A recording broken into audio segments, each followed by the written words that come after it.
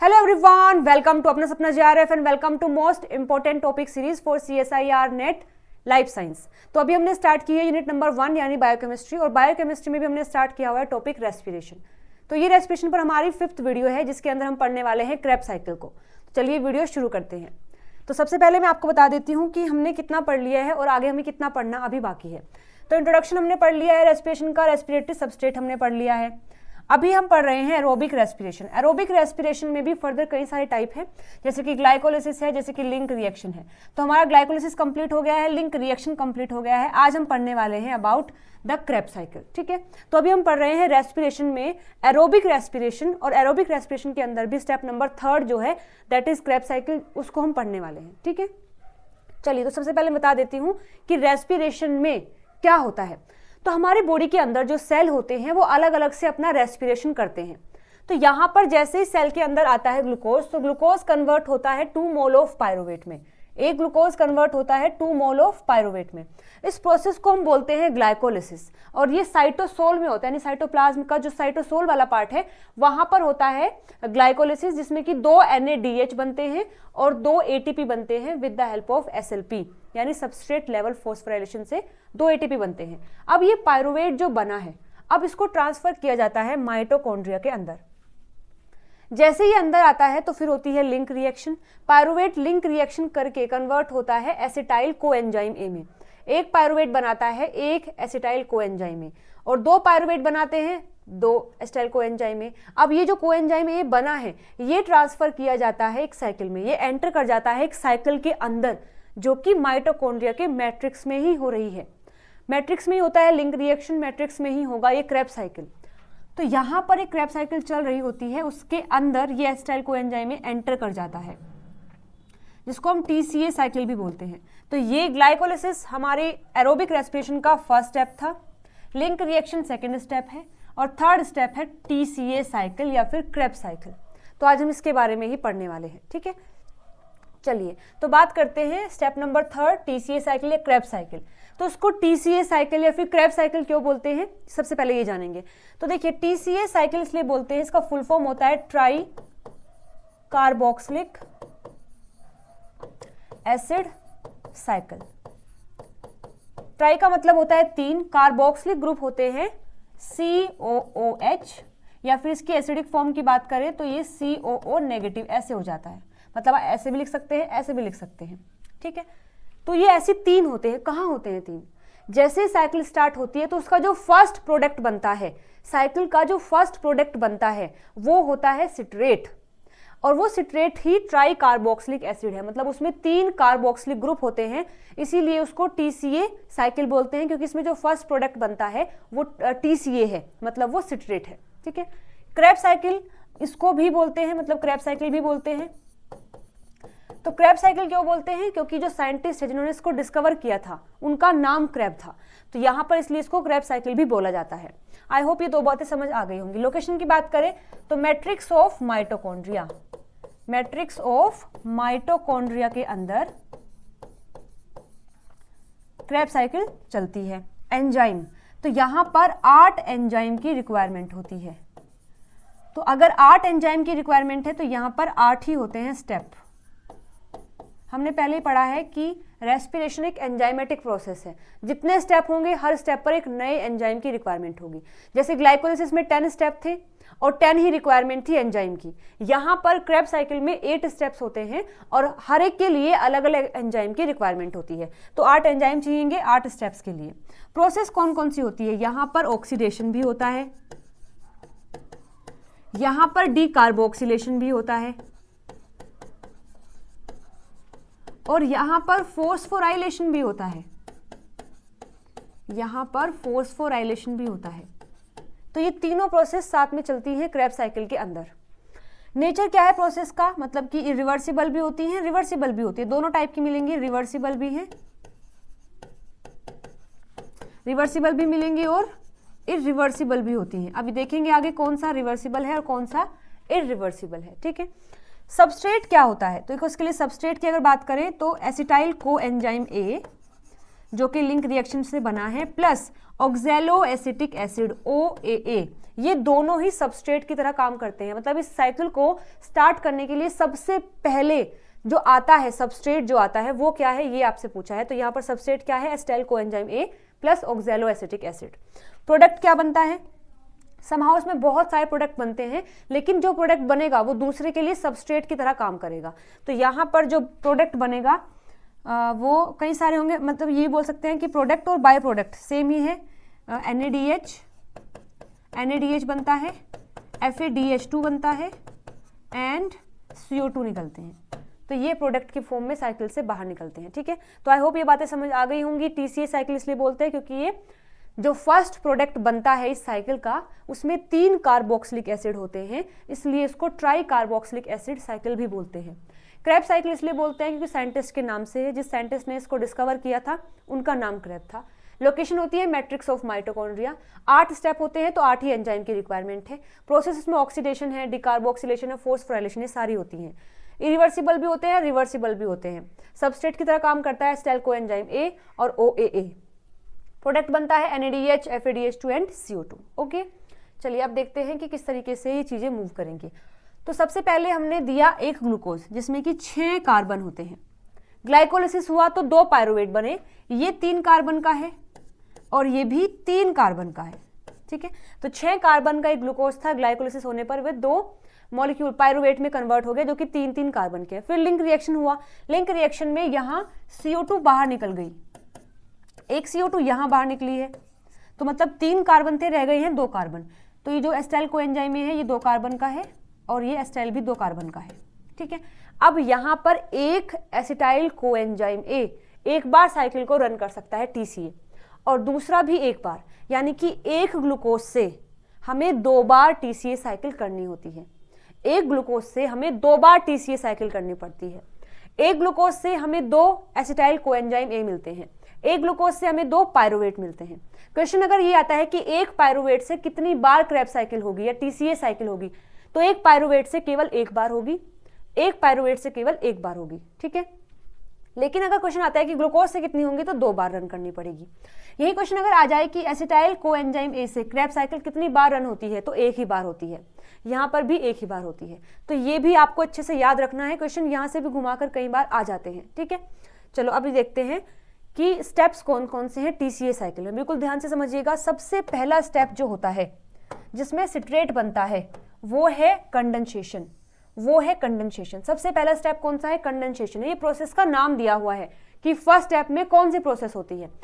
Second में होता है आइसोमेराइजेशन, थर्ड में होगा ऑक्सीडेटिव डिकार्बोक्सिलेशन, फोर्थ में भी होगा डिकार्बोक्सिलेशन, ऑक्सीडेटिव डिकार्बोक्सिलेशन, फिफ्थ में होगा phosphorylation, next dehydrogenation, hydration, then dehydrogenation. ठीक है, तो यहां पर ये जो कंडेंसेशन है ये कैसा स्टेप है, ये इरिवर्सिबल स्टेप है। ये इरिवर्सिबल स्टेप है, मतलब ऐसा स्टेप जो कि एक बार अगर सिट्रेट बन गया है तो वो फर्दर अपने जो सबस्ट्रेट थे उसमें कन्वर्ट नहीं होगा। तो ये इरिवर्सिबल है, ये भी इरिवर्सिबल है और ये भी इरिवर्सिबल है। बाकी सारे स्टेप जो आप देख रहे हैं सब रिवर्सिबल होते हैं। ये भी रिवर्सिबल है, ये भी रिवर्सिबल है, ये भी रिवर्सिबल है और ये भी रिवर्सिबल है। बाकी सारे ये 3 क्या है, ये रिवर्सिबल है। तो यहाँ पर ऑक्सीडेटिव डिकार्बोक्सिलेशन हुआ थर्ड स्टेप में, फोर्थ में भी ऑक्सीडेटिव डिकार्बोक्सिलेशन हुआ है। तो यानी कि हम बोल सकते हैं कि ये जो थर्ड स्टेप है इसमें भी ऑक्सीडेशन हुआ है, इसमें भी ऑक्सीडेशन हुआ है, तो हमें यहाँ मिलेगा NADH, यहां पर भी ऑक्सीडेशन हुआ है तो यहां भी हमें मिलेगा NADH, एक यहां पर ऑक्सीडेशन होता है लेकिन हमें यहां NADH नहीं, हमें यहां मिलता है FADH2, FADH2, यहां पर भी ऑक्सीडेशन होता है और यहां भी हमें मिलता है NADH। यहां हुआ है फोस्फोराइलेशन तो हमें यहां मिलता है GTP या फिर कहिए ATP। देखो यहां हुआ है, अच्छा ये मैं आपको आगे बता दूंगी। और इन दोनों स्टेप में ऑक्सीडेशन तो हुआ ही है, साथ साथ CO2 का रिमूवल भी हुआ है। डिकार्बोक्सिलेशन का मतलब होता है रिमूवल ऑफ CO2। तो यहां 2 CO2 निकलेंगे और ऑक्सीडेशन भी होगा।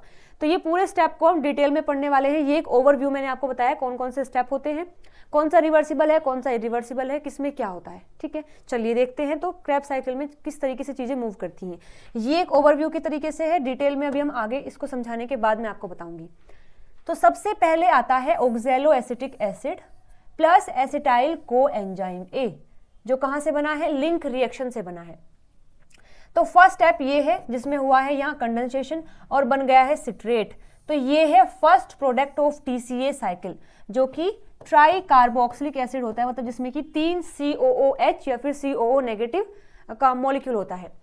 फिर सिट्रेट सिंथेज यहाँ इस काम को करता है।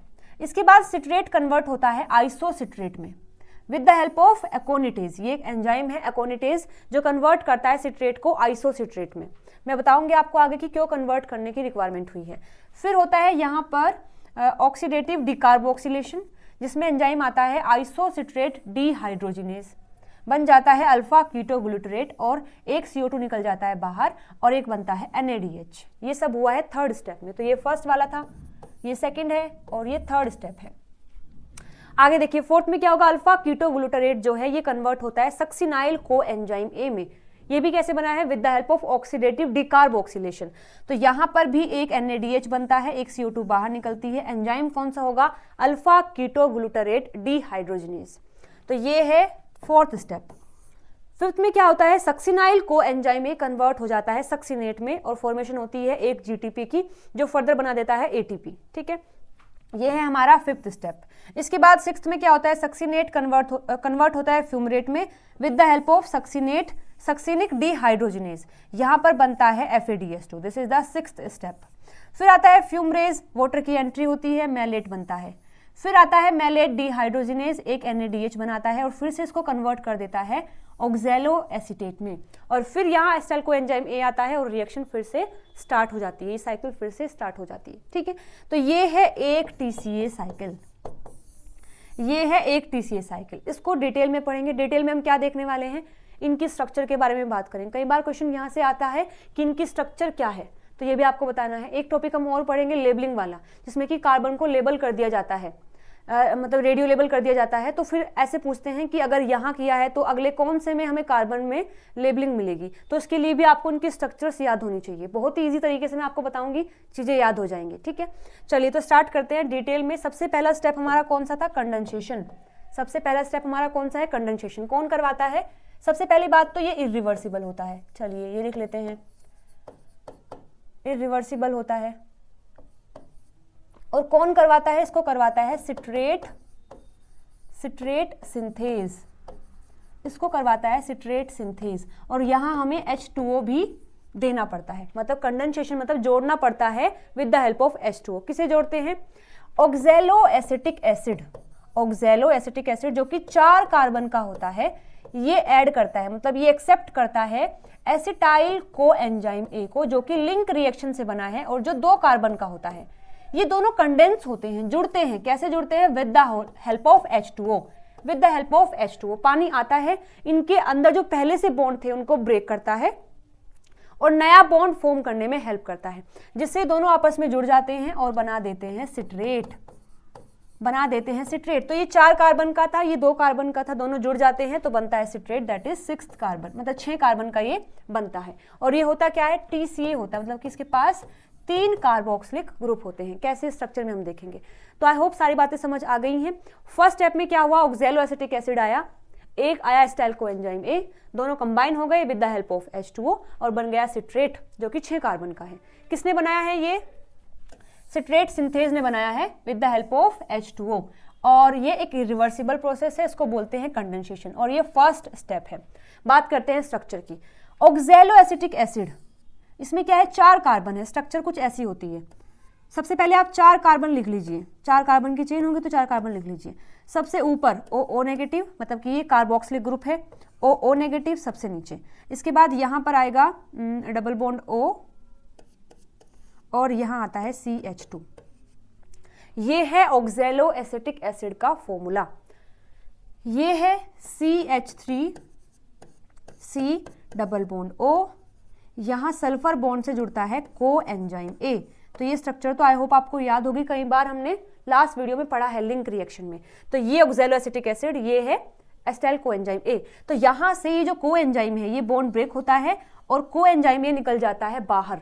इसके बाद फिर यहाँ ये अटैक करता है इस पर। तो कैसी स्ट्रक्चर बनती है? फाइनली जो हमें स्ट्रक्चर मिलती है वो है सबसे पहले नीचे से स्टार्ट करते हैं, COO नेगेटिव सेम रहेगा, ठीक है। फिर CH2 है, नो प्रॉब्लम। उसके बाद C और यहाँ उससे लगा है COO नेगेटिव, इसको मैं यहाँ लिख रही हूँ। बात तो बराबर है, जुड़ा तो ये इसी कार्बन से है। पहले मैंने ऊपर लिखा था, अब मैंने साइड में लिख दिया है। यहाँ पर ये जो डबल बॉन्ड होता है ये भी इस पर शिफ्ट होकर यहाँ जो वाटर का H पॉजिटिव और OH नेगेटिव होता है वो यहाँ अटैक करता है इस पर। तो ये बन जाता है OH।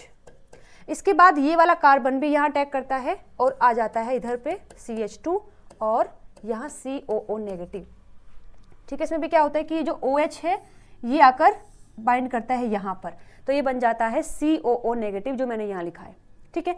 तो मतलब ये जो ऊपर वाला पार्ट मैंने लिखा है ये वाला, दिस वन, ये आया है एसिटाइल कोएंजाइम ए से, और बाकी ये जो 4 कार्बन है, ये जो 4 कार्बन नीचे वाले ये आए हैं ऑक्सैलो एसिटिक एसिड से।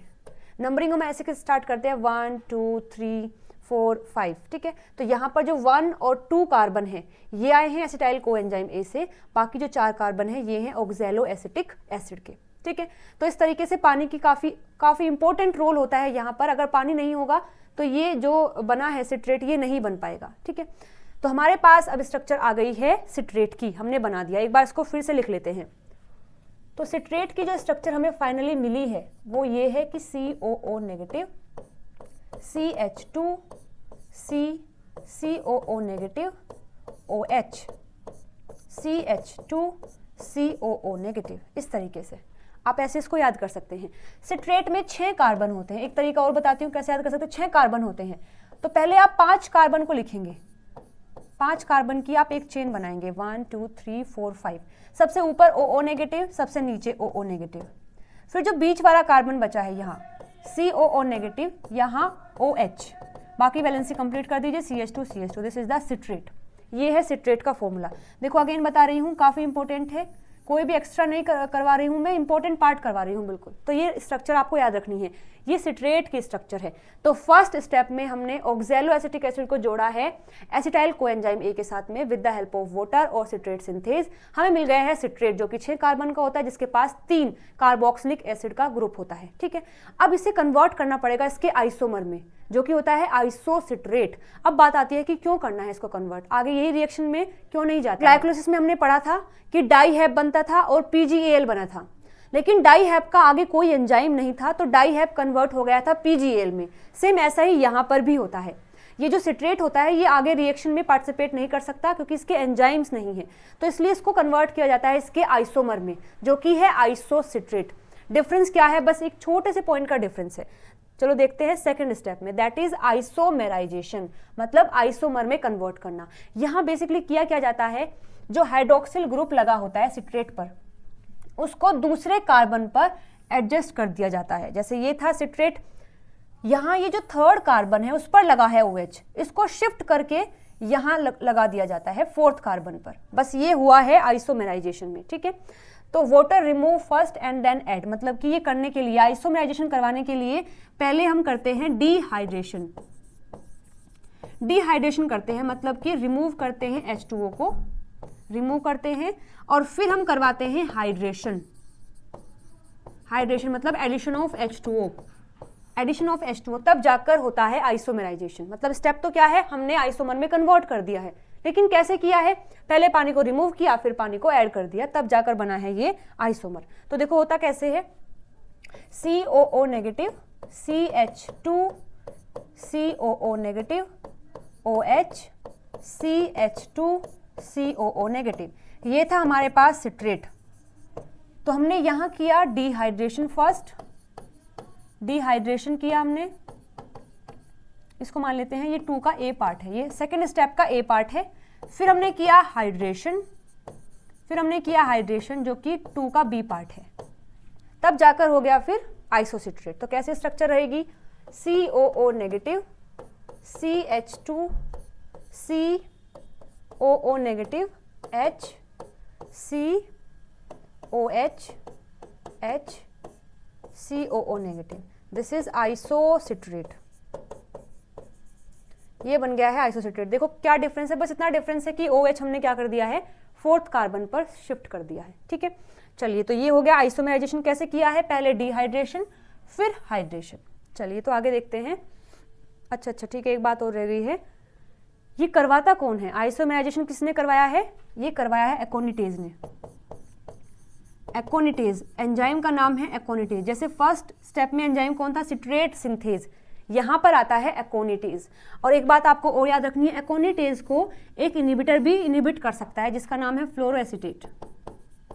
फ्लोरोएसीटेट ये एक ऐसा केमिकल है जो कि इस एंजाइम को इनहिबिट कर देता है। अब अगर ये एंजाइम इनहिबिट हो गया है तो क्रेब्स साइकिल नहीं होगी, क्रेब्स साइकिल नहीं होगी तो समहाउ रेस्पिरेशन ही रुक जाता है और जिस पर भी हमने ये अप्लाई किया है उसकी डेथ हो जाती है। तो यहाँ पर जो फ्लोरोएसीटेट है वो इनहिबिट करता है एकोनिटेज को, और एकोनिटेज करवाता क्या है, ये सिट्रेट को कन्वर्ट करता है आइसोसिट्रेट में, मतलब ये आइसोमेराइजेशन करवाता है। ठीक है, चलिए आगे बात करते हैं। थर्ड स्टेप जो कि है ऑक्सीडेटिव डिकार्बोक्सिलेशन। जैसे कि नाम से इंडिकेशन है, यहाँ ऑक्सीडेशन भी होगा प्लस डिकार्बोक्सिलेशन भी होगा। तो होता क्या है कि सबसे पहले हमारे पास है फिलहाल आइसोसिट्रेट। आइसोसिट्रेट है जो कि 6 कार्बन का है। आइसोसिट्रेट पहले कन्वर्ट होता है ऑक्सैलोग्लूटारेट में, ऑक्सैलोग्लूटारेट में ये कन्वर्ट होता है। फिर होता है डिकार्बोक्सिलेशन और फाइनली हमें मिलता है अल्फा कीटोग्लूटारेट। अल्फा कीटोग्लूटारेट मिलता है। ये पूरा ही एक स्टेप है, इसको 2 नहीं कंसीडर करना है, ये थर्ड स्टेप ही है कंप्लीट। ये बस बताया ये ट्रांजिशन फॉर्म होती है जो कि हाईली अनस्टेबल होती है, इसलिए फिर ये कन्वर्ट हो जाती है अल्फा कीटोग्लूटारेट में, जो कि स्टेबल प्रोडक्ट है, ये एग्जिस्ट करता है। तो यहाँ पर जो आइसोसिट्रेट हमारे पास है सबसे पहले करता है ऑक्सीडेशन। ऑक्सीडेशन में क्या होता है, removal of electron plus hydrogen. तो यहाँ पर जब ऑक्सीडेशन हुआ है, इलेक्ट्रॉन रिमूव हुए हैं, H पॉजिटिव रिमूव हुआ है, तो कोई ऐसा भी होना चाहिए जो उसको गेन कर सके। तो यहाँ गेन करने के लिए आता है NAD पॉजिटिव, और ये NAD पॉजिटिव इन इलेक्ट्रॉन को और हाइड्रोजन को गेन करके बन जाता है NADH प्लस H पॉजिटिव। तो यहाँ हुआ क्या है, बेसिकली ऑक्सीडेशन हुआ है, तो इलेक्ट्रॉन को गेन भी किया है। अब मैंने आपको बताया था कि ऐसा कंपाउंड, मतलब ऐसी प्रोसेस जिसमें अगर इलेक्ट्रॉन रिमूव हुए हैं और वो ऑक्सीजन ने गेन कर लिए हैं, तो वो जो काम करवाएगा एंजाइम उसका नाम हो जाएगा ऑक्सीजनेज। लेकिन अगर ऑक्सीजन से अलग कोई उन इलेक्ट्रॉन को एक्सेप्ट करता है तो वहां पर जो एंजाइम आता है उसका नाम रखा जाता है डिहाइड्रोजिनेज। तो यहाँ पर जो इलेक्ट्रॉन एक्सेप्ट किए हैं वो ऑक्सीजन ने नहीं किए हैं, NAD ने किए हैं, इसीलिए हम यहाँ पर जो एंजाइम रखेंगे वो डिहाइड्रोजिनेज। और ऑक्सीडेशन हुआ किसका है, आइसोसिट्रेट का। तो यहाँ जो एंजाइम आएगा उसे हम कहेंगे आइसोसिट्रेट डिहाइड्रोजिनेज। डिहाइड्रोजिनेज ये एंजाइम आएगा। अब जैसे ही ये एंजाइम आया तो ये कन्वर्ट हो गया ऑक्सैलोग्लूटारेट में। अगेन ये भी 6 कार्बन का है क्योंकि अभी तक डिकार्बोक्सिलेशन नहीं हुआ, लेकिन ये हाईली अनस्टेबल होता है, एग्जिस्ट नहीं कर पाता है, इसीलिए फटाक से अपना एक CO2 रिमूव कर देता है। तो जैसे ही यहाँ से CO2 रिमूव होता है यानी कि डिकार्बोक्सिलेशन होता है, डिकार्बोक्सिलेशन होता है, तब फाइनली मिलता है हमें अल्फा कीटोग्लूटारेट। और अभी तक 6 कार्बन थे, एक कार्बन निकल गया है in the form of CO2, तो दैट विल बी 5 कार्बन। जो अल्फा कीटोग्लूटारेट है ये 5 कार्बन का बना होता है और यहाँ हुआ डिकार्बोक्सिलेशन। अब ये जो डिहाइड्रोजिनेज है ये बोलता है कि ठीक है मैंने कर दिया है ऑक्सीडेशन, ये भी मैं ही करवा दूंगा, अलग से एंजाइम की क्या जरूरत है। तो ये दोनों ही काम ऑक्सीडेशन प्लस डिकार्बोक्सिलेशन कौन करवा देता है, आइसोसिट्रेट डिहाइड्रोजिनेज। ऐसे कुछ केस हमने पढ़ा है पायरुवेट डिहाइड्रोजिनेज में, लिंक रिएक्शन में, जिसमें पायरुवेट का ऑक्सीडेशन भी होता है, डिकार्बोक्सिलेशन भी होता है और फिर बनता है एसिटाइल को एंजाइम ए। तो उस दौरान एक ही एंजाइम काम कर लेता है, कौन सा, पायरुवेट डिहाइड्रोजिनेज ही। उसकी जो अलग अलग यूनिट है एंजाइम्स है वो मिलकर सारा काम कर देते हैं। तो यहाँ पर भी ऐसा ही होता है। ठीक है, तो अभी हमें फाइनली मिला है अल्फा कीटोग्लूटारेट। इसकी एक बार स्ट्रक्चर देख लेते हैं, स्ट्रक्चर देख लेते हैं। ये है हमारे पास आइसोसिट्रेट, स्ट्रक्चर कुछ ऐसी थी। अब आप इतनी बार इसको लिखेंगे देखेंगे तो ये आराम से आपको याद हो जाएगा।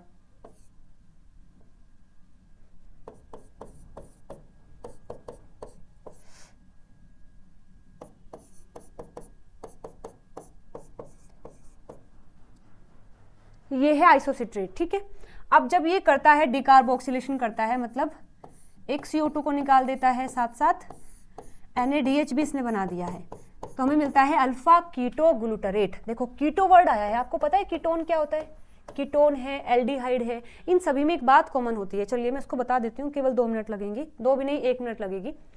C डबल बॉन्ड O ये होता है कार्बोनिल ग्रुप, इसे बोलते हैं कार्बोनिल ग्रुप। जहां भी आपको ऐसा दिखाई दे मतलब ये क्या है?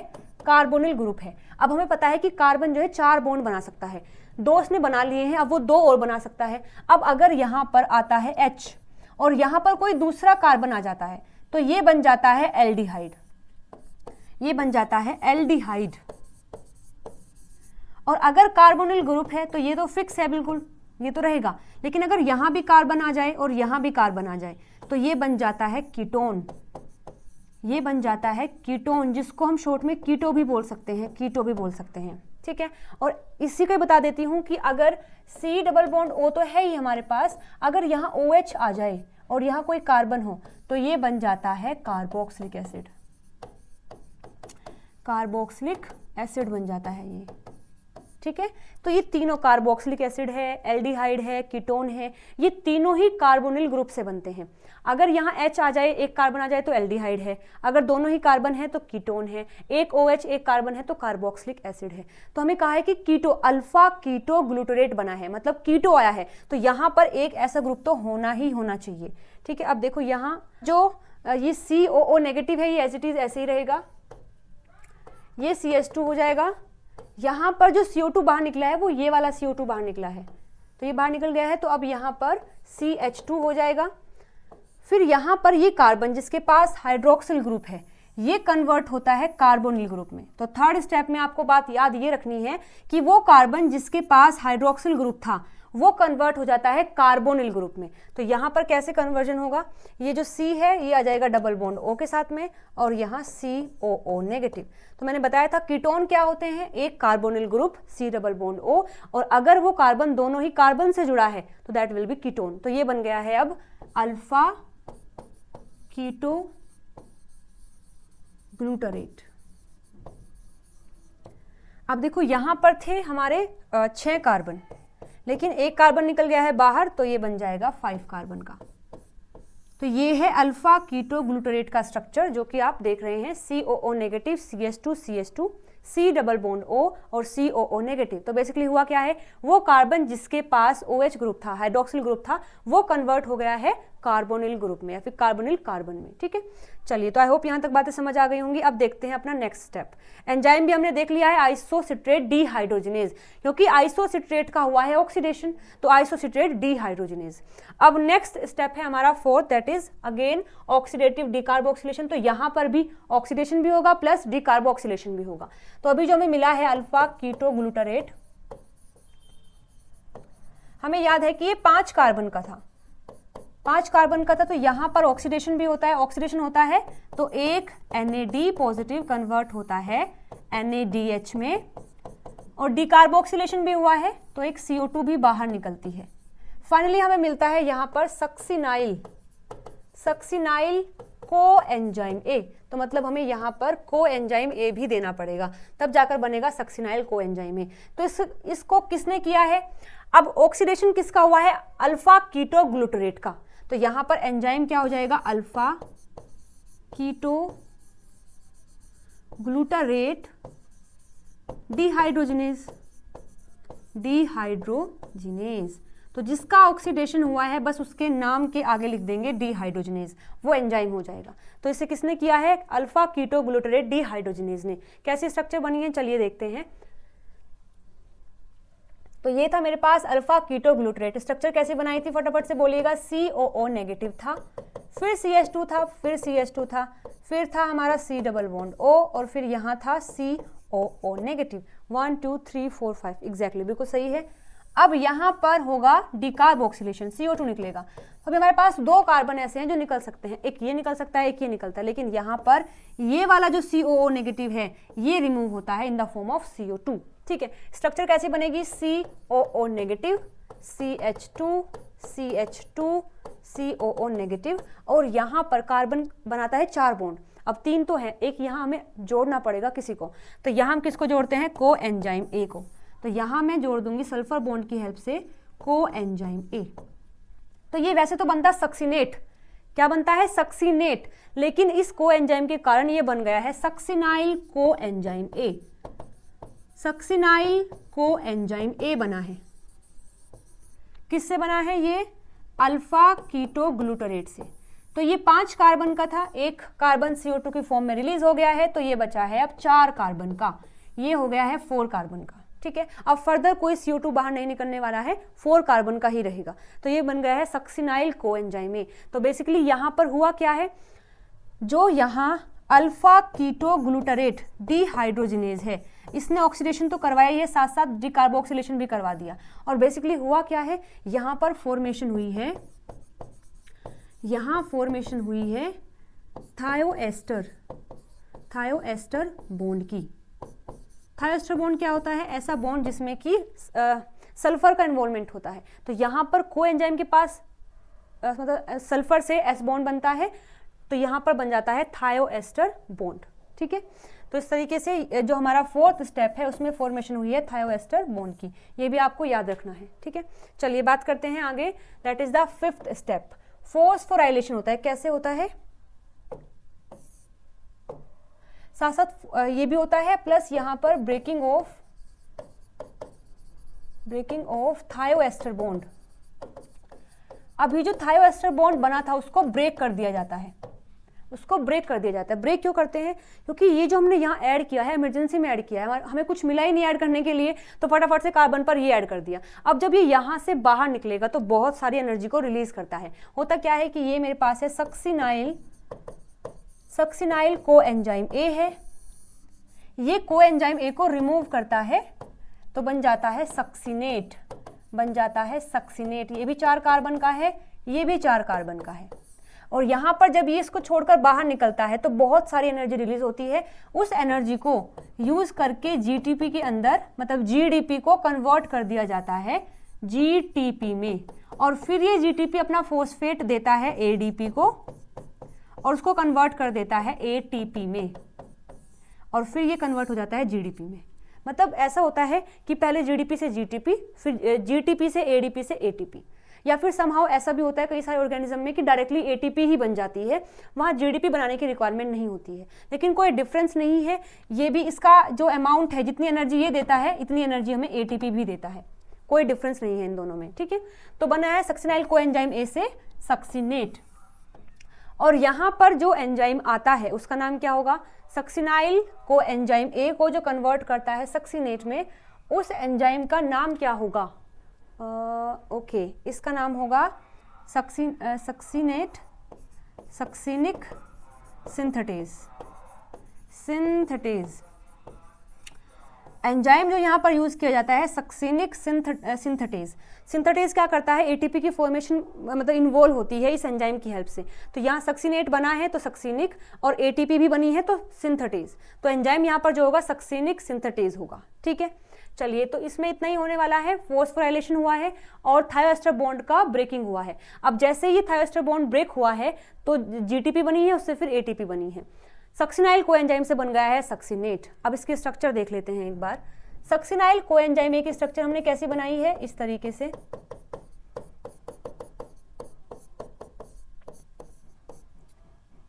ये था हमारे पास सक्सिनाइल कोएंजाइम ए। अब यहाँ से ये बॉन्ड ब्रेक हो जाता है तो स्ट्रक्चर जो हमें मिलती है वो कुछ ऐसी होती है, COO नेगेटिव, CH2 और ये कन्वर्ट हो जाता है COO नेगेटिव में। तो यहाँ पर आता है सक्सिनिक सिंथेटेज। तो हुआ है फॉस्फोराइलेशन, मतलब जीडीपी का हुआ है फॉस्फोराइलेशन जो कन्वर्ट हुआ है जीटीपी में। ठीक है, तो यहाँ पर बना है जीटीपी और इससे बन गया है सक्सिनेट। तो सक्सिनेट क्या है, एक सिमेट्रिकल मॉलिक्यूल है, ये एक सिमेट्रिकल मॉलिक्यूल है। ठीक है, देखो बिल्कुल सिमेट्रिकल है, ऐसे इसको ना ऐसे भी ड्रॉ किया जाता है, CH2 COO नेगेटिव और COO नेगेटिव। ये एक सिमेट्रिकल जो है ना कंपाउंड होता है, मॉलिक्यूल होता है। तो ये बन गया है सक्सिनेट, जीटीपी की फॉर्मेशन हुई है और सक्सिनिक सिंथेटेज का इन्वॉल्वमेंट हुआ है। ओके, आगे बात करते हैं। नेक्स्ट स्टेप है हमारा 6th, डीहाइड्रोजनेशन, जिसको ऑक्सीडेशन भी बोलते हैं। तो अगेन ऑक्सीडेशन होगा किसका? सक्सिनेट का। सक्सिनेट का होता है ऑक्सीडेशन। तो ऑक्सीडेशन में अगेन Na पॉजिटिव आता है, इलेक्ट्रॉन को हाइड्रोजन को गेन करके बन जाता है NaDH प्लस H पॉजिटिव। हुआ किसका है ऑक्सीडेशन? सक्सिनेट का। तो एंजाइम का नाम सक्सिनेट डीहाइड्रोजनेशन, डीहाइड्रोजिनेज, ये हमारा एंजाइम होगा इस स्टेप के लिए। ठीक है, बनता क्या है? सक्सिनेट से बनता है फ्यूमरेट, सक्सिनेट से बनता है फ्यूमरेट। तो यहां पर भी 4 कार्बन थे, बेसिकली यहां पर भी 4 ही कार्बन होंगे, केवल यहां ऑक्सीडेशन होता है। कौन करवाता है? सक्सिनेट का ऑक्सीडेशन हुआ है तो सक्सिनेट डीहाइड्रोजिनेज। जैसे अल्फा कीटो ग्लूटारेट का हुआ था तो अल्फा कीटो ग्लूटारेट डीहाइड्रोजिनेज। जैसे कि और किसका हुआ था? वेट अ मिनट, और हुआ था सक्सिनाइल का, ये आ गया अल्फा कीटो, अच्छा आइसोसिट्रेट का, isocitrate dehydrogenase, alpha keto glutarate dehydrogenase.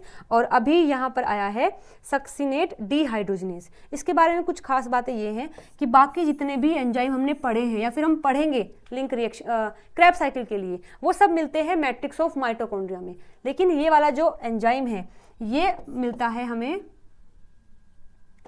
Inner mitochondrial membrane में। ठीक है, एक छोटी सी मिस्टेक और हो गई है, उसको बता देती हूँ मैं।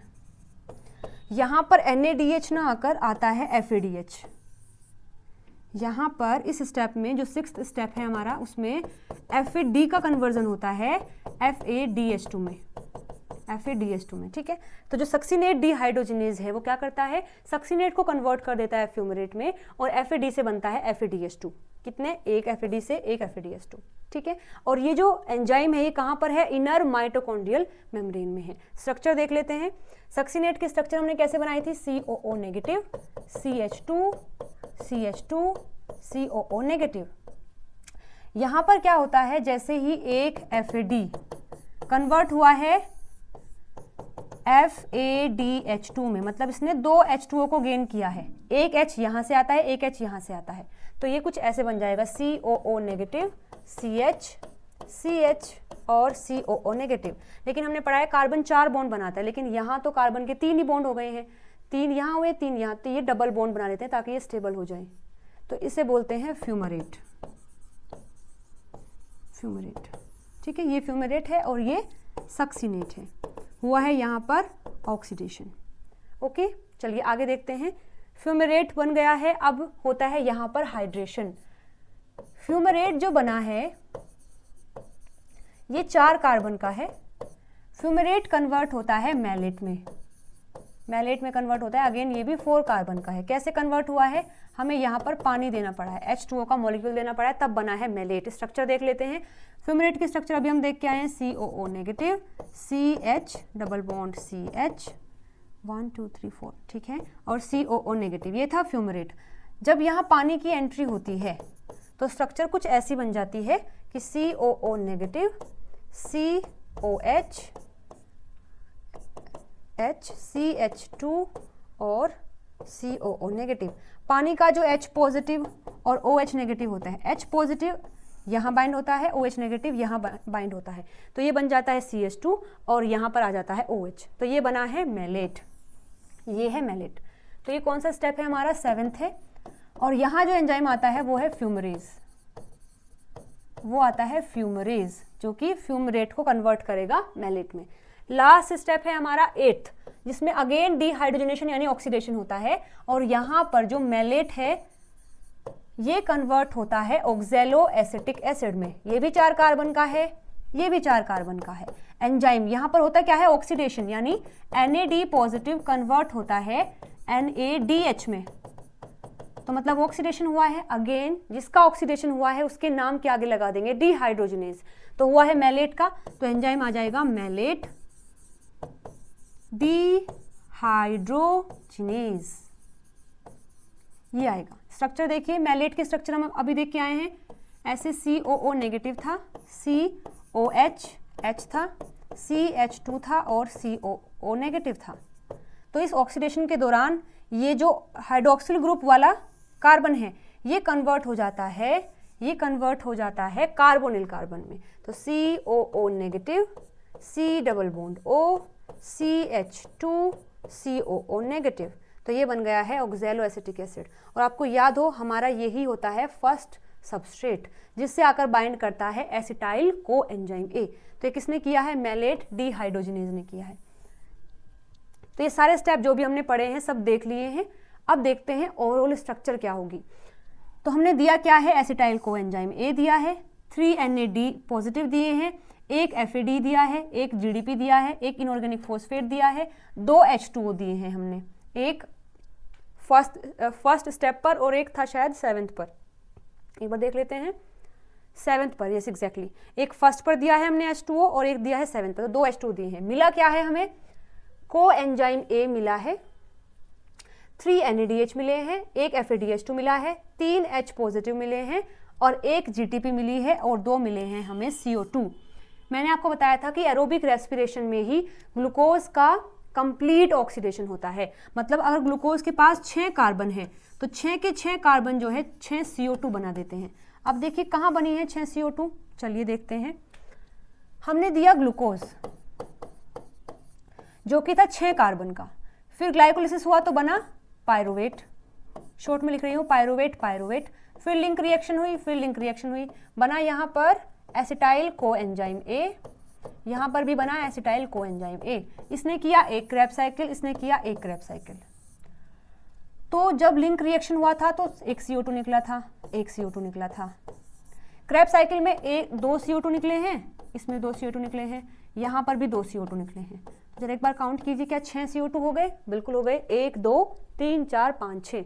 तो इस तरीके से ग्लूकोज का एरोबिक रेस्पिरेशन में कंप्लीट ऑक्सीडेशन होता है, 6 के 6 कार्बन 6 CO2 के फॉर्म में बाहर निकल जाते हैं। ठीक है, ओके। तो ये है ओवरऑल रिएक्शन जो कि सिट्रिक एसिड साइकिल। ओके, तो इसको हम क्रैब साइकिल भी बोलते हैं, इसको हम TCA साइकिल भी बोलते हैं, इसको हम सिट्रिक एसिड साइकिल भी बोलते हैं। सिट्रिक बनता है फर्स्ट तो सिट्रिक एसिड साइकिल, ये 3 कार्बोक्सिलिक एसिड को होल्ड करता है तो TCA। साइंटिस्ट ने जिसने इसको डिस्कवर किया है वो क्रैब था। तो ये 3 नाम होते हैं क्रैब साइकिल के। आई होप यहाँ तक बातें समझ आ गई होंगी। चलिए आगे देखते हैं, थोड़ा सा चीज़ों को हम रिकॉल करेंगे। पहले पढ़ लेते हैं रेगुलेशन, कि रेगुलेट कैसे होंगे। जैसे हमने पढ़ा है ग्लाइकोलिसिस कैसे रेगुलेट होती है और लिंक रिएक्शन कैसे रेगुलेट होती है, ऐसे ही हम बात करेंगे कि जो हमारी सिट्रिक एसिड साइकिल है उसको हम कैसे रेगुलेट कर सकते हैं, मतलब कैसे उसका जो प्रोसीजर है उसको कम या ज़्यादा कर सकते हैं। तो यहाँ पर हमारे पास 3 स्टेप होते हैं जो रेगुलेटरी हैं। कौन कौन से? First, third and fourth. First कौन सा? जिसमें सिट्रेट सिंथेज आया था, जिसमें कंडेंसेशन हुआ था। थर्ड कौन सा? जिसमें ऑक्सीडेटिव डिकार्बोक्सिलेशन हुआ था, ऑक्सीडेटिव डिकार्बोक्सिलेशन हुआ था। और फोर्थ में भी जिसमें ऑक्सीडेटिव डिकार्बोक्सिलेशन हुआ था। ये तीनों ही स्टेप होते हैं इरिवर्सिबल भी होते हैं और रेगुलेटरी भी होते हैं। तो यहाँ पर कैसे रेगुलेट कर सकते हैं? फर्स्ट, या तो हम जो सबस्ट्रेट है उसको ही ना दें, जो भी सबस्ट्रेट की रिक्वायरमेंट है उसको अगर हम नहीं देंगे तो वो रिएक्शन खुद पे खुद रुक जाएगी। या फिर जो प्रोडक्ट बना है अगर वो ज़्यादा कंसंट्रेशन में हो गया तो वो खुद जाकर अपने एंजाइम को इनहिबिट कर देता है, जिसको बोलते हैं प्रोडक्ट इनहिबिशन। हम ऐसे भी कर सकते हैं, रोक सकते हैं, मतलब कंट्रोल कर सकते हैं। या फिर एलोस्टेरिक फीडबैक इनहिबिशन दे सकते हैं, मतलब अगर वो एंजाइम एलोस्टेरिक है तो उसकी साइट पर, एलोस्टेरिक साइट पर हम इनहिबिटर को ऐड कर दें या फिर एक्टिवेटर को ऐड कर दें तो चीज़ें हो जाएंगी। तो ये तरीके हैं जिसकी वजह से हम क्रैब साइकिल को रेगुलेट कर सकते हैं। और क्रैब साइकिल में भी केवल 3 स्टेप ऐसे हैं जिनको रेगुलेट किया जा सकता है, फर्स्ट, थर्ड और फोर्थ। अच्छा, आपको याद है ग्लाइकोलिसिस में ऐसे कौन कौन से स्टेप हैं जिनको हम रेगुलेट कर सकते हैं? वहां पर था फर्स्ट, थर्ड और 10th। यहाँ पर है फर्स्ट, थर्ड और फोर्थ। ठीक है, चलिए देखते हैं कैसे कर सकते हैं। तो रेगुलेशन में हम जो फर्स्ट स्टेप है हमारा, फर्स्ट स्टेप को कैसे रेगुलेट करेंगे? वहां पर हम अगर सिट्रेट सिंथेज के जो सबस्ट्रेट हैं, सिट्रेट सिंथेज के जो सबस्ट्रेट हैं, अगर उसको लिमिटेड कर देते हैं तो उसका सबस्ट्रेट कौन कौन था? एसिटाइल कोएंजाइम A था और ऑक्सैलो एसिटिक एसिड था। तो अगर हम क्रैब साइकिल को रोकना चाहते हैं तो हम उसका जो सबस्ट्रेट है एसिटाइल कोएंजाइम A और ऑक्सैलो एसिटिक एसिड, उनको किसी और फॉर्म में कन्वर्ट कर देंगे ताकि ये इस फॉर्म में अवेलेबल ना रहे। अगर ये अवेलेबल नहीं रहेंगे तो ये भी काम नहीं कर पाएगा और ओवरऑल जो क्रैब साइकिल है वो रुक जाएगी। ठीक है, सेकंड कैसे कर सकते हैं, जो आइसोसिट्रेट है यानी थर्ड स्टेप जो था हमारा, थर्ड स्टेप, उसमें जो आइसोसिट्रेट डिहाइड्रोजिनेज होता है उसको हम कैसे रेगुलेट करते हैं, एलोस्टेरिकली, मतलब उसके पास एलोस्टेरिक साइड जो होती है उसके बिहाफ पर हम उसको इनहिबिट करते हैं। इसका जो पॉजिटिव रेगुलेटर है वो होता है एडीपी और जो नेगेटिव रेगुलेटर है वो होता है उसका ही प्रोडक्ट एनएडीएच। तो अगर एडीपी ज़्यादा है, मतलब कम एडीपी अगर ज़्यादा है तो वो पॉजिटिवली इसको इफेक्ट करता है, मतलब क्रेब्स साइकिल करवाने के लिए इसको स्टिमुलेट करता है। लेकिन अगर एनएडीएच ज़्यादा है तो इंडिकेशन ये आएगा कि ऑलरेडी एनएडीएच बहुत ज़्यादा है तो अभी रिएक्शन करने की रिक्वायरमेंट नहीं है, तो इसको हम इस तरीके से रेगुलेट कर सकते हैं। बात करते हैं जो हमारा फोर्थ स्टेप था, फोर्थ स्टेप में कौन एंजाइम था, अल्फा कीटोग्लूटारेट डिहाइड्रोजिनेज। ये भी एक रेट लिमिटिंग स्टेप होता है।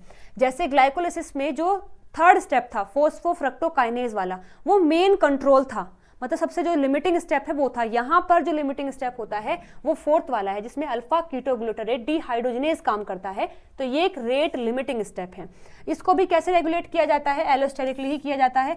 नेगेटिव रेगुलेटर होता है इसका सक्सिनाइल कोएंजाइम ए और एनएडीएच। तो अगर इनकी कंसंट्रेशन ज़्यादा है तो ये खुद ब खुद रुक जाएगा। ओके, तो ये है रेगुलेशन ऑफ क्रेब्स साइकिल। तो ये भी इंपॉर्टेंट पॉइंट है, आपको याद रखने हैं। ठीक है, चलिए तो कुछ कैलकुलेशन कर लेते हैं। एक ग्लूकोज हमने दिया, उससे मिलते हैं 2 पायरुवेट। अब 2 पायरुवेट से कितने NADH मिलेंगे, कितने FADH2 मिलेंगे, कितने GTP मिलेंगे और कितने CO2। अच्छा, ये मैंने लिख दिए हैं ऑलरेडी। तो यहाँ पर हमें NADH मिलेंगे कितने, 6 NADH मिलेंगे। किससे, 2 पायरुवेट से। 2 पायरुवेट से क्रेब्स साइकिल में हमें 6 NADH मिलेंगे, 3 एक में 3 एक में। FADH2 में कितना मिला है, 1 मिला है, तो टोटल 2 मिलेंगे हमें 2 पायरुवेट से। GTP हमें 1 में 1 मिली है तो 2 मिलेंगी और CO2 हमें 6 मिलेंगे। 6 कैसे मिलेंगे, मतलब अगर हम बात करते हैं क्रेब्स साइकिल की तो वहां पर हमें मिलते हैं 4 CO2 मिलेंगे। ठीक है, तो आई होप यहाँ तक चीज़ें समझ आ गई हैं। एक ग्लूकोज है, 2 पायरुवेट है, एक पायरुवेट से एक बार क्रेब्स साइकिल होती है, तो 3 NADH और दोनों के 6 NADH। FADH2 2 होंगे, GTP भी 2 होंगी और CO2 4 होंगे। ठीक है, चलिए आगे देखते हैं।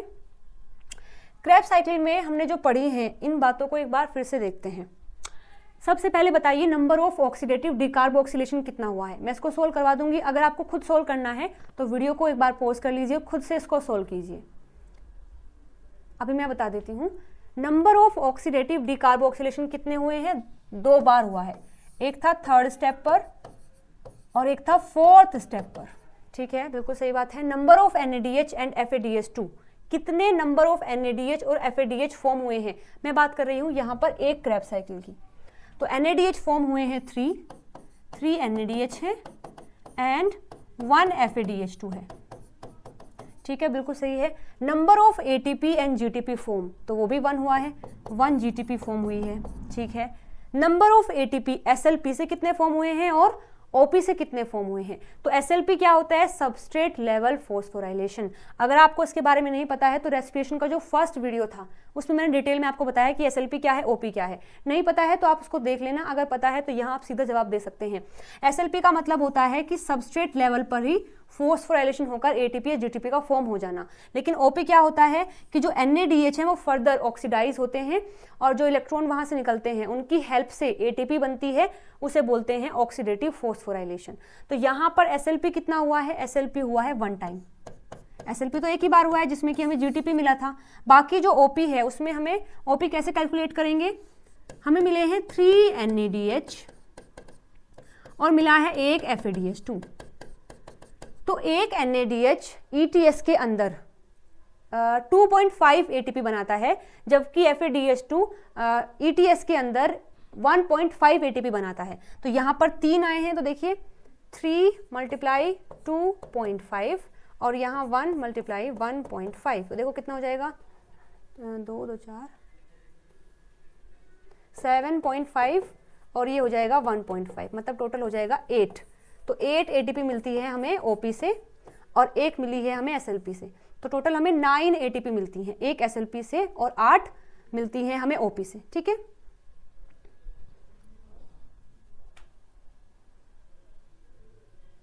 आगे है एंजाइम दैट कैन रेगुलेट, ऐसे एंजाइम जिसको हम रेगुलेट कर सकते हैं। तो एक था सिट्रेट सिंथेज, एक था अल्फा कीटोग्लूटारेट डिहाइड्रोजिनेज, एक था आइसोसिट्रेट डिहाइड्रोजिनेज। ये 3 ऐसे एंजाइम हैं जिनको हम रेगुलेट कर सकते हैं। ठीक है, चलिए आगे देखते हैं। इरिवर्सिबल स्टेप कौन कौन सा था? First, third and fourth.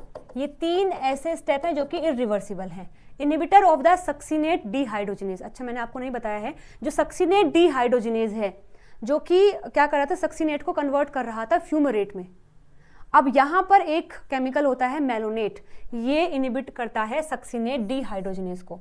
Malonate,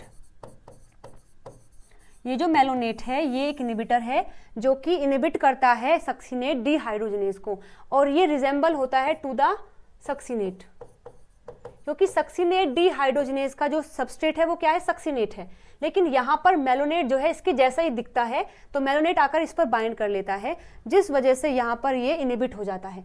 तो मतलब इन दोनों के बीच में जो कॉम्पिटिशन होता है वो कौन सा है, वो है कॉम्पिटिटिव इनहिबिशन है। कॉम्पिटिटिव इनहिबिशन जो हमने एंजाइम के केस में पढ़ा था, इनहिबिशन के टाइप, तो वहां पर अगर सबस्ट्रेट एक जैसे होते हैं, थोड़े से सिमिलर होते हैं, तो उनके बीच में कॉम्पिटिशन होता है एंजाइम से बाइंड करने के लिए। तो ये दोनों क्या होते हैं, कॉम्पिटिटिव इनहिबिशन को शो करते हैं। और यहाँ पर मेलोनेट क्या कर देता है, आकर सक्सिनेट डीहाइड्रोजिनेज की एक्टिविटी को इनहिबिट कर सकता है। ठीक है, लोकेशन क्या है सक्सिनेट डीहाइड्रोजिनेज की, ये जो एंजाइम है इसकी लोकेशन क्या थी, inner membrane of mitochondria, inner membrane of mitochondria. ठीक है, इनहिबिटर ऑफ एकोनिटेज जो कि सेकेंड स्टेप पे हमने यूज किया था, इसका इनहिबिटर कौन होता है, एकोनिटेज का इनहिबिटर होता है फ्लोरोएसिटेट। फ्लोरोएसिटेट क्या होता है, inhibitor of aconitase. Addition of H2O कहाँ पर हुआ है, addition of H2O first step में हुआ है एंड 7th स्टेप में हुआ है। ये 2 स्टेप ऐसे हैं जहां पर हमें पानी देना पड़ा है, H2O की रिक्वायरमेंट हुई है। तो ये सब हमने देखा है इन द क्रेब्स साइकिल। अभी यहाँ पर इसको भी एक बार वीडियो को यहाँ पॉज कर लीजिए और इन क्वेश्चन को सोल्व कीजिए। मैं भी सोल्व करवा दूंगी, एक बार आप इसको खुद से सोल्व करें। तो यहाँ फर्स्ट क्वेश्चन है, number of NADH form in the glycolysis. Glycolysis में कितने NADH फॉर्म हुए थे, 2 NADH फॉर्म हुए थे। ठीक है, number of NADH from link reaction पर ग्लूकोज, एक ग्लूकोज से लिंक रिएक्शन में कितने NADH फॉर्म होते हैं, तो यहाँ पर भी 2 NADH, क्योंकि एक पायरुवेट एक NADH, दूसरा पायरुवेट दूसरा NADH, तो ग्लूकोज से 2 पायरुवेट यानी 2 NADH। Number of NADH from Krebs cycle पर पायरुवेट, एक पायरुवेट से क्रेब्स साइकिल में कितने NADH फॉर्म होंगे, तो 3 तो होते ही हैं, 4 NADH होंगे। 4 क्यों होंगे, ऐसा इसलिए क्योंकि पायरुवेट जो है डायरेक्टली लिंक रिएक्शन में क्रेब्स साइकिल में मूव नहीं कर सकता। इसको पहले लिंक रिएक्शन में मूव करना होगा, फिर ये मूव करेगा क्रेब्स साइकिल में। तो जब लिंक रिएक्शन होती है एक NADH बनता है, और फिर जब बनता है एसिटाइल कोएंजाइम में फिर वो बनाता है 3 NADH, तो टोटल यहाँ पर 4 NADH आएंगे। कंफ्यूज मत होना, पायरुवेट से अगर आया है तो 4 NADH, क्योंकि पायरुवेट डायरेक्टली तो नहीं जा सकता ना क्रेब्स साइकिल में, उसको पहले लिंक रिएक्शन करनी होगी। फिर लिंक रिएक्शन में भी एक NADH बनता है, और फिर जब बनता है एसिटाइल कोएंजाइम A तो आगे जाकर वो 3 NADH बनाता है, यानी टोटल कितने हो जाएंगे, 4 NADH हो जाएंगे। ठीक है, number of NADH from Krebs cycle पर ग्लूकोज, तो ग्लूकोज पहले करता है ग्लाइकोलिसिस, तो बनाता है 2 NADH। ठीक है, उसके बाद फिर ये बनाता है पायरुवेट आगे करता है लिंक रिएक्शन, तो वहां पर ग्लूकोज से 2 NADH आए हैं ग्लाइकोलिसिस में, एक आया है लिंक रिएक्शन में, और 3 आए हैं क्रेब्स साइकिल में। तो यानी पर ग्लूकोज क्रेब्स साइकिल से कितने NADH फॉर्म होंगे, 3 4 5 6 NADH फॉर्म होंगे, 6 NADH। ठीक है, number of NADH from Krebs cycle पर एसिटाइल कोएंजाइम में, यहां आप लिखेंगे डायरेक्टली 3 NADH, क्योंकि एसिटाइल कोएंजाइम में डायरेक्टली मूव कर जाता है क्रेब्स साइकिल में, उसको फिर कुछ और स्टेप नहीं लेना होगा, तो वहां 3 NADH बनते हैं। Number of NADH from glucose, पूरे ग्लूकोज से कितने NADH बने हैं, तो देखो ग्लूकोज से NADH बने हैं 2 तो बने हैं ग्लाइकोलिसिस में। अच्छा, इसको मैं आगे बताती हूँ, इसको मैं आगे दिखाती हूँ। ग्लूकोज से पूछा है number of NADH from glucose, तो ग्लूकोज हुआ पहले ग्लाइकोलिसिस, बना दिया पायरुवेट, यहां बने हैं 2 NADH। ठीक है, पायरुवेट में हुआ लिंक रिएक्शन, बना है एसिटाइल कोएंजाइम A, यहां एक NADH है, यहाँ एक NADH है, ठीक है, नो डाउट। फिर क्रैब साइकिल, फिर क्रैब साइकिल, इसमें 3 NADH, 3 NADH। तो टोटल जो NADH बने हैं वो 2, 3, 6, 7, 8, 9, 10। तो ग्लूकोज से टोटल 10 NADH बनते हैं, ठीक है। चलिए आगे इधर, नंबर ऑफ ATP पर ग्लूकोज। तो ATP कितने बने हैं, यहाँ पर बनते हैं 2 ATP, SLP से पूछा है, तो 2 ATP यहाँ, यहाँ कोई ATP नहीं, यहाँ एक और यहाँ पर भी एक, GTP यानी ATP। तो 1, 2, 3, 4, तो इसका आंसर हो जाएगा यहाँ पर 4। तो यहाँ तो है 10 और यहाँ है 4। तो आई होप ये चीज़ें आपने भी सोल्व कर ली होंगी, यही आंसर आया है, एक बार चेक कर लेंगे आप। चलिए अब बात कर लेते हैं, एक बार कैलकुलेट कर लेते हैं कि टोटल ATP कितना बना है। तो ग्लाइकोलिसिस में OP से कितना ATP बनेगा। ग्लाइकोलिसिस में बने हैं 2 NADH, एक बनाता है 2.5, तो 2 बनाएंगे 5 ATP, ठीक है। SLP हुआ है, हाँ बिल्कुल हुआ है, और 2 ATP बने हैं। मतलब टोटल ग्लाइकोलिसिस में कितने ATP बने हैं, 5, 6, 7 ATP बने हैं। चलो ठीक है। लिंक रिएक्शन में OP होगा, बिल्कुल 2 NADH बनते हैं लिंक रिएक्शन में, तो मतलब 5 ATP बनेंगे। ये नहीं होता है तो मतलब यहाँ 5 ATP। क्रैब साइकिल हुआ तो यहाँ क्रैब साइकिल में OP होगा, बिल्कुल होगा। कितने NADH बने हैं क्रैब साइकिल में, बने हैं 3 1 एसिटाइल कोएंजाइम से 3 1 से, मतलब 6 NADH, 6 NADH। तो कितने ATP हो जाएंगे, एक बार कैलकुलेट कीजिए। 6 है और कितने हैं 2.5, तो इसको सोल्व करेंगे तो नीचे आ जाएगा 10 और यानी 15 ATP। 15 ATP तो NADH से, और एक FADH भी बना है। 15 ATP तो यहां से आएंगे, और 2 बने हैं FADH2। FADH2 एक देता है 1.5, तो 2 कितना देगा, 2 और 3 ATP। SLP हुआ है, हाँ हुआ है, 2 GTP बने हैं। तो टोटल कितना हो गया, 15, 16, 17, 18, 19, 20 ATP यहाँ हो गए हैं। तो टोटल एक ग्लूकोज से एरोबिक रेस्पिरेशन में कितने ATP बने हैं, 20, और 5, 5, 10, 30, 6, 7, 32, मतलब कि 32 ATP बने हैं पर ग्लूकोज। तो उसको कैसे लिखोगे, नंबर ऑफ ATP पर ग्लूकोज इन aerobic respiration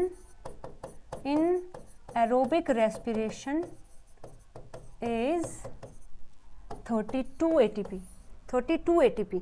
लेकिन ये हर एक सेल में ऐसा नहीं होता है, हर एक सेल में 32 ATP नहीं बनती है। जैसे कि जो हमारे नर्व सेल होते हैं, हमारे नर्व सेल के अंदर एक ग्लूकोज से एरोबिक रेस्पिरेशन में केवल 30 ATP बनती हैं। बाकी जो अदर सेल हैं, बाकी जो अदर सेल उनमें हमने देखा है कि एक ग्लूकोज से 32 ATP बनती है। अब इसका रीज़न क्या है, ये भी समझना पड़ेगा ना कि ऐसा क्यों है कि कुछ सेल में 32 बन रही है, कुछ सेल में 30 बन रही है। तो ये डिपेंड करता है शटल सिस्टम पर कि कौन सा सिस्टम इस्तेमाल किया है NADH को ट्रांसफ़र करने के लिए। तो उस पर डिपेंड करता है कि 30 बनेंगी या 32 बनेंगी। देखो कैसे, यहाँ हमने पढ़ा है शटल सिस्टम के बारे में, हम देखेंगे। ये हेल्प करता है, help in transport of NADH across the mitochondria membrane,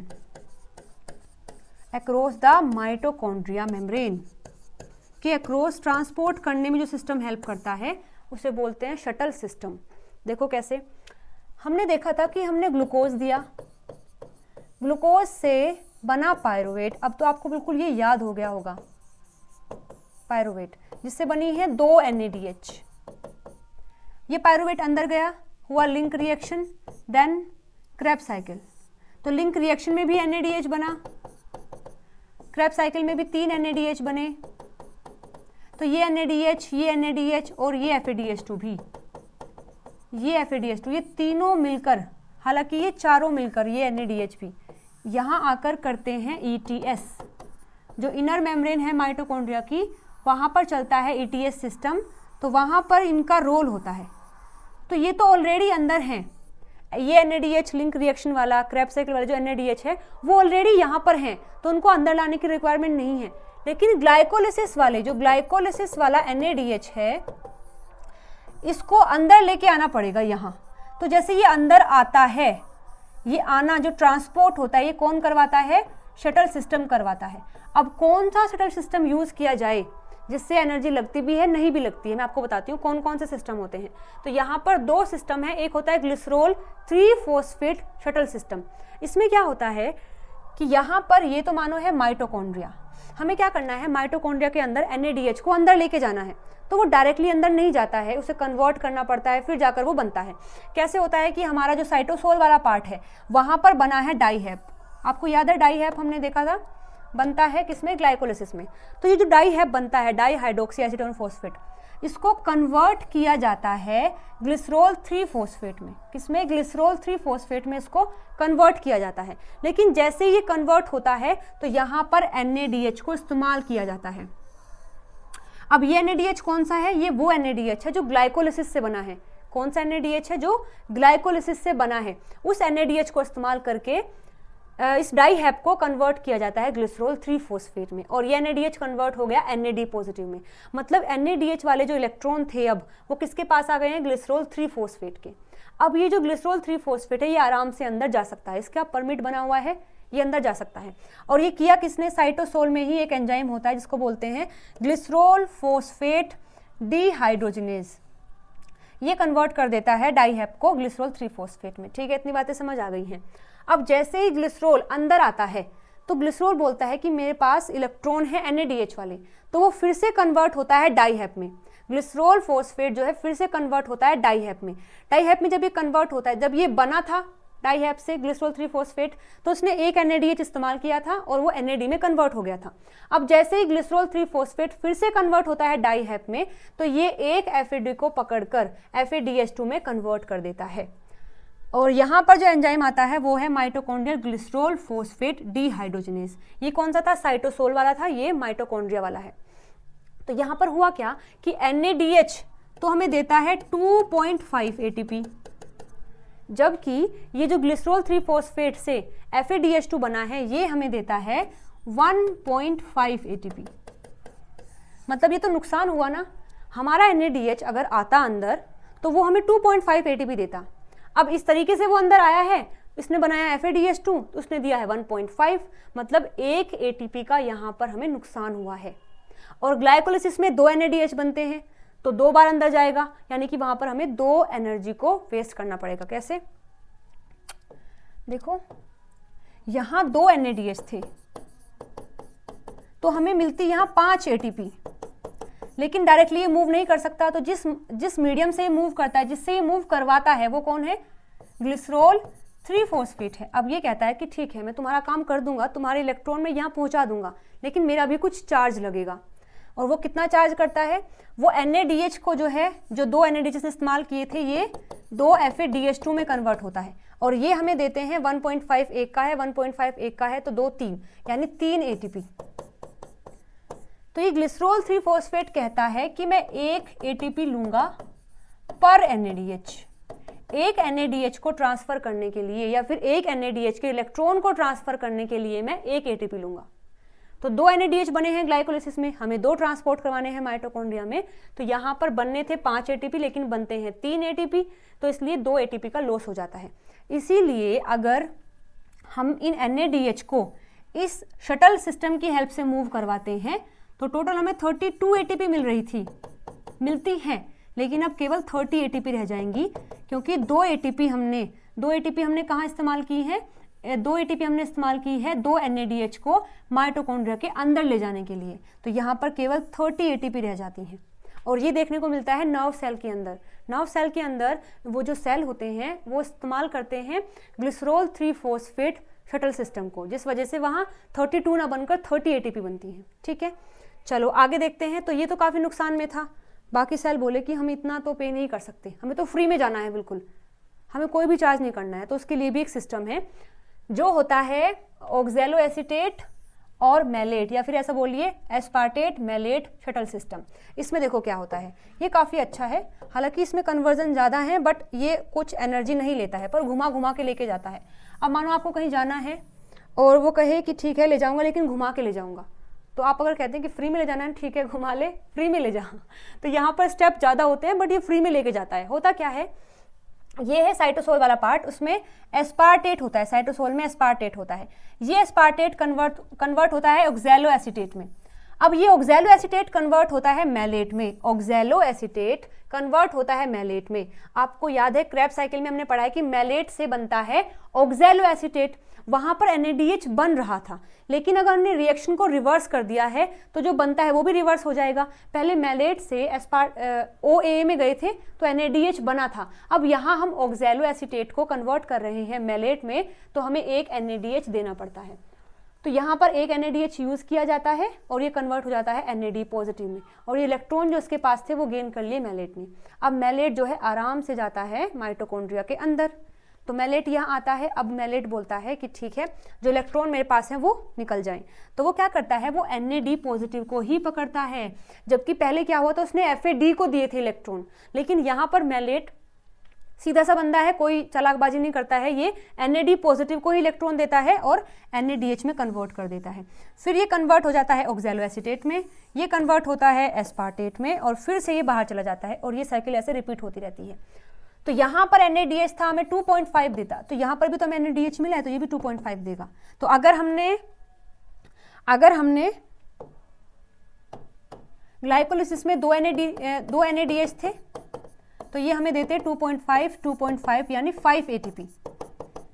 अब हमने इसको ट्रांसफर किया कौन से oxaloacetate malate shuttle system से हमने इसको मूव करवाया, तो यहाँ पर भी हमें 2 NADH ही मिलेंगे, तो मतलब 5 ATP ही मिलेंगी, यानी कि 32 ATP ही हमें मिलती है जिसमें इस सिस्टम को इस्तेमाल किया जाता है।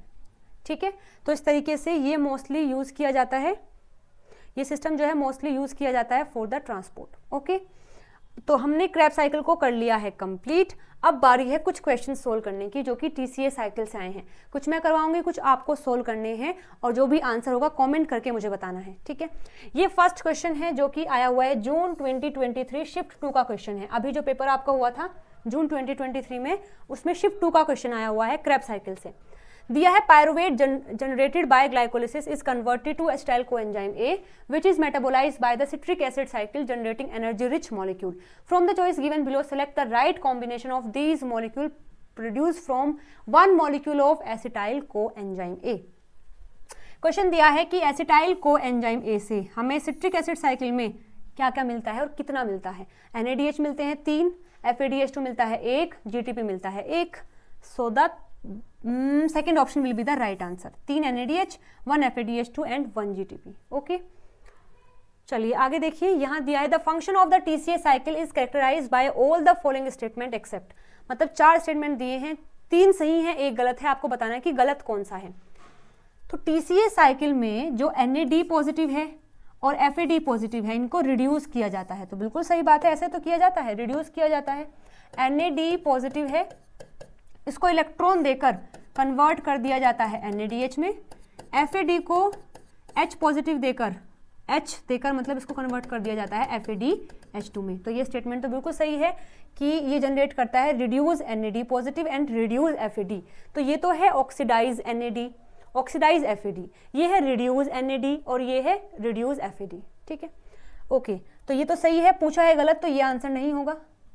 ठीक है, इट जनरेट द ग्वेनेसिन ट्राइफॉस्फेट, ये GTP को फॉर्म करता है, बिल्कुल फॉर्म करता है, हमने पढ़ा है, तो ये भी सही है, मतलब ये स्टेटमेंट सही है और ये भी सही है। It catalyze the complete oxidation of acetate to carbon dioxide and water, ये भी बिल्कुल सही बात है कि क्या करता है, जो एसिटाइल कोएंजाइम हमें मिलता है जिसको एसीटेट भी बोलते हैं, अगर कोएंजाइम A ना हो तो ये इसको कंप्लीट ऑक्सीडाइज कर देता है। इसमें 2 कार्बन होते हैं और हमें क्रेब्स साइकिल में 2 ही CO2 मिलती हैं, तो ये बात भी बिल्कुल सही है। डी में लिखा है it cause the net synthesis of oxaloacetate from the acetyl coenzyme. ये कह रहा है कि टीसीए में क्या होता है, ऑक्सैलोएसीटेट को सिंथेसाइज किया जाता है फ्रॉम द एसिटाइल कोएंजाइम में। तो ये स्टेटमेंट गलत हो जाएगा, ऐसा नहीं होता है। वहां पर नेट सिंथेसिस क्या होता है, NAD बनते हैं, GTP बनता है, FADH2 बनता है। तो हमारा ये स्टेटमेंट गलत हो जाएगा, ये गलत है। हमसे पूछा भी क्या है, हमसे गलत ही पूछा है, ठीक है। तो हमारा आंसर हो जाएगा डी ऑप्शन।